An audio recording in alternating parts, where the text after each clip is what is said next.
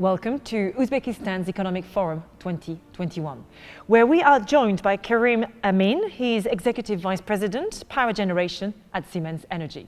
Thank you for joining us. Pleasure. First of all, I think it's worth highlighting the fact that Siemens Energy is not just here as a provider of energy technology, but you are investing here. I think that says a lot about how a company like yours feel about the country. I'm very happy to take part in the Economic Forum of Uzbekistan. I think we are very excited to see the positive impact of the economic reforms. It's very clear that the government is very present. They do what they say.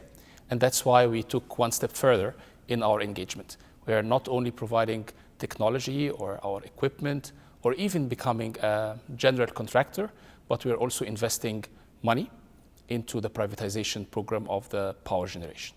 Tell us a bit more about not just your investments, but your strategy here, because you're also assisting the government in improving the way it generates energy, and that's to do with efficiency, of course. The program is very powerful, yet very simple. There is an element around increasing efficiency, and that's where we come in. There's another element around looking at injecting more renewables. And last but not least, you need the system to be stable. So we are looking at three elements of affordability, cost down. Second is resilience of the grid, so stability of the supply. And third, of course, and not least, is the reduction of CO2. And that's the environmental impact. So we are working on the three elements. On one hand side, we bring our wind and solar solutions. So we participate in wind and solar projects. This is going to increase the renewable in the grid by almost 14 gigawatt until 2030. So it's 7 gigawatt in solar and 5 gigawatt in wind. We're also working on high efficient combined cycle power plants using gas.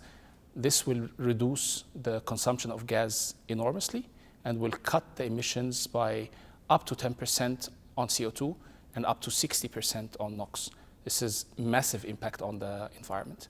And then last but not least, we're working together with the government on optimizing this system, that it is stable, right? That the renewable and the gas works together in tandem, that the system is always stable and there's security of supply.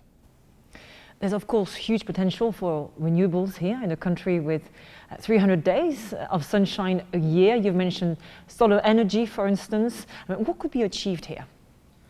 I think a lot could be achieved, and the secret is in balancing this equation. Of course, there is abundance of sun, but there's also the night, right, where the sun is not there. So you need solutions around storage. You need solutions around backup systems.